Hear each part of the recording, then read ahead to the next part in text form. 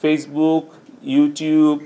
কোটা সংস্কার আন্দোলন ঘিরে সহিংস পরিস্থিতির কারণে দেশে বন্ধ থাকা ফেসবুক, টিকটক সহ সামাজিক যোগাযোগ মাধ্যম চালুর বিষয়ে আজ বুধবার বেলা 11টার সময় সিদ্ধান্ত জানানো হবে।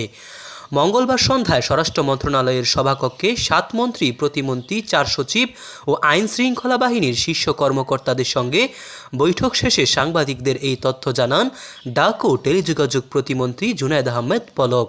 প্রতিমন্ত্রী বলেন, টিকটক, ইউটিউব ও ফেসবুকের কাছে একটি ব্যাখ্যা চাওয়া হয়েছে। মৌখিক ও লিখিতভাবে জবাব দিতে বলা হয়েছে তাদের। এরই মধ্যে টিকটক আনুষ্ঠানিকভাবে আমাদের জানিয়েছে তারা উপস্থিত হয়ে মৌখিক ও লিখিতভাবে জবাব দিতে চায়। তিনি আরও বলেন, তবে ফেসবুক ও ইউটিউব বাংলাদেশ টেলিযোগাযোগ নিয়ন্ত্রণ কমিশন বিটিআরসি কোনো জবাব দেয়নি, যে কারণে আগামীকাল সকাল 9টা, 10টা ও বেলা 11টায় এই 3 প্রতিষ্ঠানকে বিটিআরসি উপস্থিত হয়ে ব্যাখ্যা দিতে চিঠি দেওয়া হয়েছে।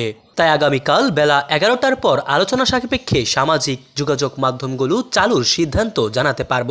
কোটা সংস্কার আন্দোলন ঘিরে সহিংসতার মধ্যে গত 17 জুলাই রাতে মোবাইল ইন্টারনেট এবং 18 জুলাই রাতে ব্রডব্যান্ড ইন্টারনেট বন্ধ হয়ে যায়। 5 দিন পর 23 জুলাই রাতে পরীক্ষামূলকভাবে ব্রডব্যান্ড ইন্টারনেট সেবা চালু করা হয়। পরে বাসাবাড়িতেও ব্রডব্যান্ড ইন্টারনেট চালু করা হয়। আর 11 দিন পর মোবাইল ইন্টারনেট সেবা চালু করা হলেও মিলছে না স্বাভাবিক গতি। এছাড়া এখনও চালু হয়নি সামাজিক যোগাযোগ মাধ্যম। মোহাম্মদ সায়েম সরকার, নিউজ বাংলাদেশ 64।